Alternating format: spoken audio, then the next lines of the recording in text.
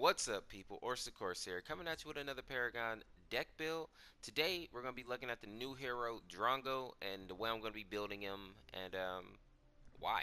So yeah, let's go ahead and jump into it. He's going to be Chaos and Death. I think those are good affinities for him. So they actually fixed this in the update, so now I can just go to the bottom of the screen, and the cards will pop up on the right there. So that's awesome. I'm happy that they made that little tweak. So first card we got up is the Coal of the Week. So this card right here is the one that executes minions. So basically, once they're below or once they're 20% health or lower, you automatically one-shot them, you end them, whatever you want to call it. I like this card, even though it's a little bit cheap and it takes away like last hitting and all that for the most part. It's still a really good card, especially for carries where farm really matters now. I mean, it always mattered, but now it feels like if you're under farm as a carry, you're you're just not even relevant. So Call of the Week, I think, is an awesome card. So I'll go ahead and I go with that. Now, the next card we have right here is the Outlander Scout. I like this card, and plus it kind of matches him with this whole Outlander idea, because that's kind of what he looks like, this desert guy, but that's neither here nor there. The fact that it has True Sight is why I have it in there, because there's no wards and chaos or death. So this right here will keep you from getting ganked. So it gives you True Sight. A passive grants True Sight and a 1,500 units radius around your hero. So that right there, especially if there's like a Kalari or somebody running Shadow Dancer or anything like that, this card right here will give you time to actually react to it. So I really like this card. I think it's very valuable, especially in the earlier games. It just helps you from getting ganked up. So I really like that card. Highly recommend it.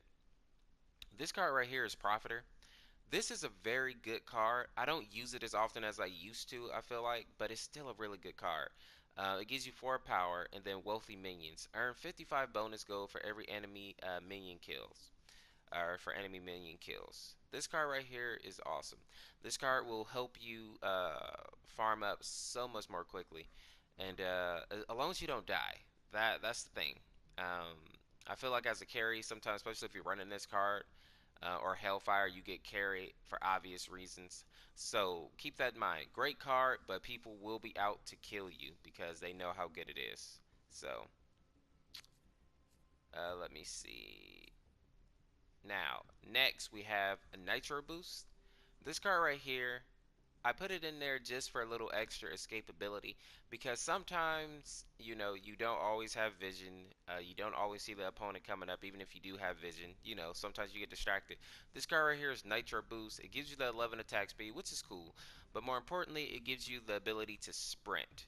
It gives you the active, which you gain 125 move speed for 3 seconds. Sorry, somebody's messaging me, so that's in the corner of my screen there. So I like that card. I recommend it. I don't always grab it, but I feel like if I need it, it's just there. Now, the next card we have here is called Guard Piercer. So this card gives you 16 power and then armor penetration, which gives you 16 basic armor penetration. So this card right here, I usually get it maybe around like 20 minutes or so, 15 minutes or so. It depends on how good I'm farming up and all that. It's a pretty good card for earlier in the match. I don't keep it late game usually, but earlier in the match is a good card. It gives you a nice little boost to damage, and you are cutting through some of that armor. So good card. Now, Overclock Droid. I really like this card. I know a lot of people don't keep this in their deck in game, but I actually really like this card. It gives you 7 power, 13 attack speed, and then it gives you Frenzy. So, active. You gain 32 attack speed and 150 move speed for 6 seconds. You take 15% additional damage while this card is active. So, or while this effective active. Now, I really like this card because the attack speed is awesome, of course. But the movement speed more so, especially with the movement speed being so high and Monolith in general. This card helps you chase people down when you need to. And as a carry, I feel like you have to be able to burst out that damage quickly because right now carries just seem in an odd spot where a lot of people are saying that they're not even useful, right? So I like having this card up there because it's high risk, high reward. You take 15% more damage, but you're also pumping out more damage, and you can burst people down that much more quickly. So I like this card. Now, this is a card that I haven't been equipping as often as I would like, but it's Hellfire Engine. Now this card right here is Savagery. That's the passive. You gain 100 basic damage. Now that is amazing right there. I mean, you cannot beat that. Here's the thing though, if you die, the card is destroyed with you. Now, the good thing about Drongo is that you might be able to have a little bit more survivability than some carries. Because if you position yourself correctly, like his ult can knock him back onto ledges. You know, you can jump off and knock yourself back on there. Your boomerang, it can slow people twice if your aim is right. You know, you hit them once, and then if you time it right and if you angle it right, you can hit them twice. So you might have a little more success with Drango with using this card, but with a lot of carries, they end up getting focused and they lose 7,000 gold. So high risk, high reward, but if you can get it on there, very valuable card. If I can get this card, I definitely replace it for Overclocked Droid in game. Now the next card we have here is Pressure Hunter.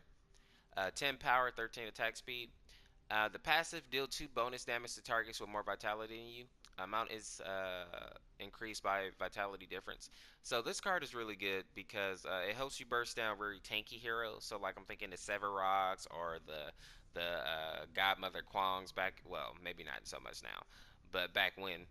Now that won't be as much of an issue, but there's still going to be heroes that build really tanky, and this card is going to help you take care of that. So I like having this card on there. It's not a card that I keep until end game. I put it on there when it's necessary, like if there is a hero building really tanky, but I don't usually keep it until end game. Now here's the end game card right here. It's called Heavy Hitter. So this card gives you 16 power, 16 attack speed, and then powerful strikes. Basic damage is increased by 15%. So that card right there, invaluable. 15% increased damage, period. That card plus Hellfire Engine, ugh, it's just filthy. So I highly recommend keeping this card until your in-game build. I would replace Pressure Hunter, Overclock Droid, any of this other stuff that you have once you can get Heavy Hitter. I think that card is very important, so I replace it with whatever needs to be. Now the next card I have is a situational card. It's called Wound Seeker. So this card gives you 16 power, 18 attack speed, and then it has 2 passives. So you have Hunter's Pierce, ignore basic armor against critically wounded targets, and then you have Hunter's Blight. Uh, Basic attacks apply Blight to critically wounded targets for 10 seconds. Now this is another one of those cards where I'll equip it if the team is very tanky, because a critically wounded person that's 7,000 that has 7,000 health still has a ton of health, you know, at the end or once he's critically wounded, you know. So I like having this card because it helps you finish people off who are really tanky. But it's a situational card. I do not always equip it, so use your best judgment on this one. This card and Pressure Hunter, though, combo well together for taking down very tanky heroes. You can really burn through their health and finish them off. So I like having these two in there, but like I say, very situational. So dictate when you use them and when you can kind of ignore them. The last card we have here is called Shatter Golem. So this card gives you 26 power, 18 attack speed, and then critical strikes. So basic attacks have a 20% chance to deal 100% bonus damage. So I start putting Shatter Golem in the deck just because you're actually critting, or I was actually critting more than I expected, because I saw 20% and I was like, that's not really worth it. But with the attack speed being so high, especially for carries in game, you're actually critting quite a bit, and I feel like that extra burst damage is really good. Because carries just they get focused and burned down so quickly sometimes that having an extra bit of damage just burst people down seems to be a little more viable. Um, so that's why I've been going with Shatter Golem. I definitely wouldn't go Death Crawler with him. But you know, you could, but I probably wouldn't go Death Crawler with him. So yeah, I think Shatter Golem is probably the best bet there. I also put Vampiric Blade in the deck. I know you can't see it on here. This is a card right here. Like I say, more situational. They changed it up, so I'm not sure if I'll keep it in there because now it's 7 agility and 6 vitality. So it takes a little bit more vitality to get it, but less agility. So I don't know if I'll actually keep it in there, but this is also a good card, especially if you're being focused, because it gives you the 15 power, 20 attack speed, 240 health, but more importantly, it gives you the lifesteal, 150 lifesteal for 3 seconds. So that can also help you stay alive.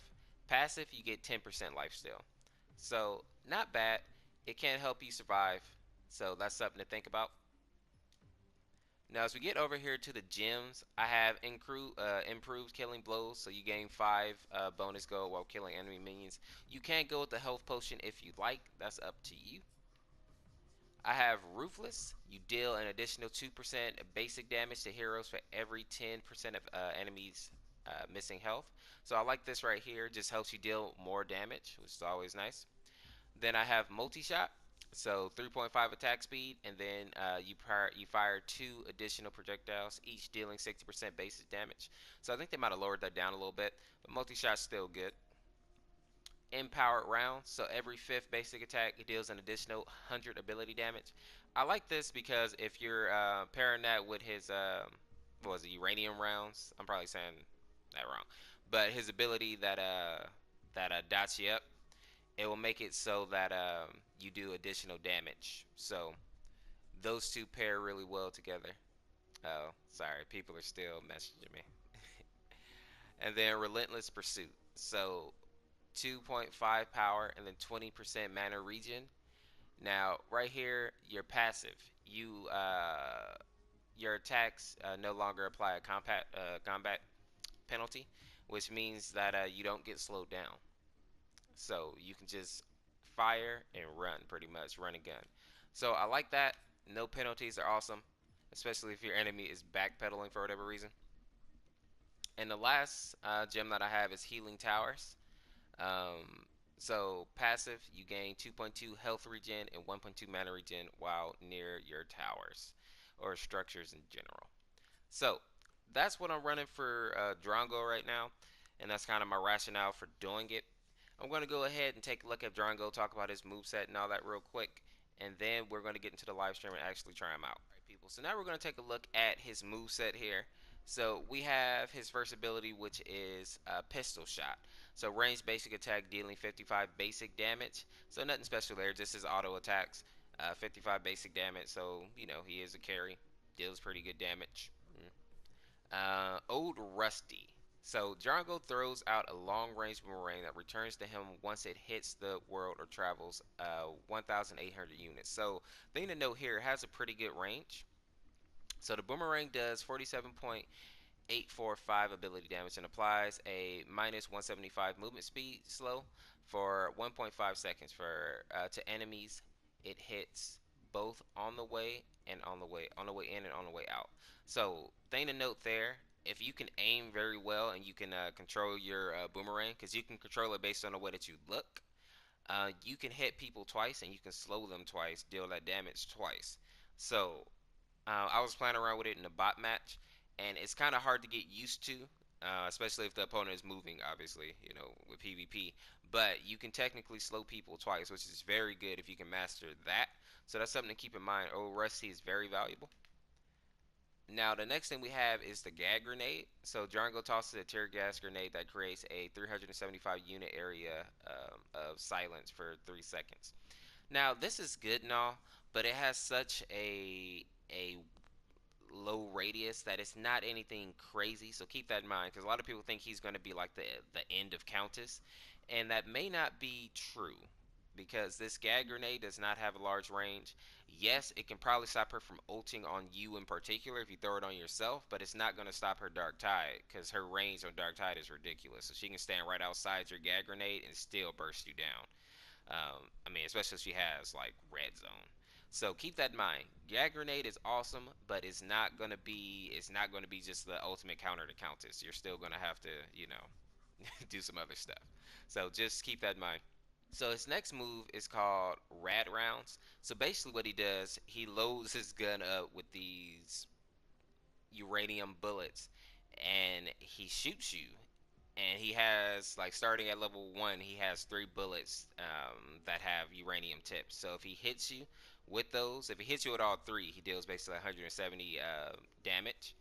But Like if he misses one, so if he gets only 2 out of 3, it'll deal partial damage. But basically, it's almost like Zinx's Kitty Claws, just that the damage is all at once at the end. So keep that in mind. If you can hit your shots, you're gonna do a nice chunk of damage at the end. That's pretty good. I mean, it's nothing crazy, but it's pretty good. I think I like that better than Zinx's Kitty Claw. So yeah. His last ability here is called Shrapnel Cannon. This is basically where he pulls that big old bazooka thing off his back, and he fires a blast of shrapnel at the enemies, and it has a pretty nice range that deals 142 ability damage and shreds 15 basic armor. So that special or that ultimate is really good actually. When I was looking at it, I was a little underwhelmed, but depending on how you use it, it can be very deadly. Um, because of the knockback, because of the fact that it penetrates armor, it just goes very well, especially like in team fights, because what you can do basically, you can throw your gag grenade down, silence the people, hit them with the ult, shred their armor. With your gem, you're going to be shredding through 30% more of their armor as well. So just all around, his kit is very good for like team fighting and giving your team a swing in the combat. So I really like Drongo in that sense. I'm curious to see what he does one on one, like versus another carry, especially somebody who's dealing like a lot of burst damage, like Twin Blast or even a Sparrow. I would like to see how that looks. But as of now, his kit seems really good, especially in team fighting. You know what I mean? So in game, I think he's gonna be the person that can really swing a fight this way or that way. Now, if I had to prioritize these, I usually like to go with Old Rusty first, simply because it has a slow and it gives you a form of escape early on. So I like that. Second, I would go with the Rad Rounds, and then last, I would go with the Gag Grenade, especially since you're going to be in the safe lane. I don't think you're going to really need to silence people too early on, but this is situational. You might, like, let's say you're going against a Countess or something early game, or you got a Shimby or somebody who's a caster, then I might go with Gag Order. Usually you run into like Greystone or Fang Mao or somebody like that in the safe lane though. So I like to get those melee fighters off me. So that's why I say Old Rusty. Now, as always, prioritize your ultimate when that's up, and I think that would be how I build Drongo going in.